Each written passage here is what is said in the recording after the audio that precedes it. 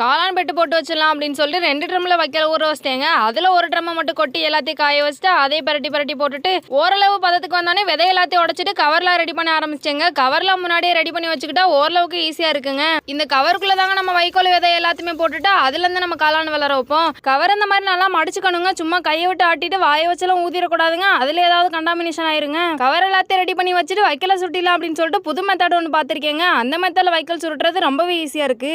இந்த மெத்தட் பழகிறதுக்கு முன்னாடி அப்படியே வைக்கோல் வழியா அப்படியே சுருட்ட ஆரம்பிச்சவங்க. அதெல்லாம் பண்றப்ப லைட்டா கட்டவரெல்லாம் வலிக்கிற மாதிரி இருந்துச்சுங்க. வைக்கோலை கீழே அள்ளி போட்டுட்டு அதை சுருட்டிட்டு அதுக்கப்புறமா சுருட்டுறது ஈஸியா இருக்குதுங்க. அது போல கவரை ஒண்ணா பிரிச்சு ஒண்ணா மடிச்சு வைக்கிறதுக்கு 2 கவரா பிரிச்சுட்டு 2 கவர்லயே ஒண்ணா வச்சா இன்னுமே ஈஸியா இருக்கு. ரெண்டா எல்லாத்தையும் போட்டு முடிச்சிடலாம் அப்படின்னு சொல்லிட்டு எல்லாத்தையும் போட்டுட்டு கடைசியா கொஞ்சம் விதையும் போட்டுட்டு அதையும் சுருட்டி அதில் ரப்பர் பேண்டை போட்டுட்டு வச்சிடலாம் அப்படின்னு சொல்லிட்டு ரப்பர் பேண்டை போட்டுட்டு முடிக்கிறதுக்குள்ள இருட்டாயிருச்சுங்க. விடிஞ்சாலும் பரவாயில்ல வைக்கோல் எல்லாத்தையும் காலி பண்ணணும்னு சொல்லிட்டு எல்லாத்தையும் காலி பண்ணி முடிச்சாச்சுங்க.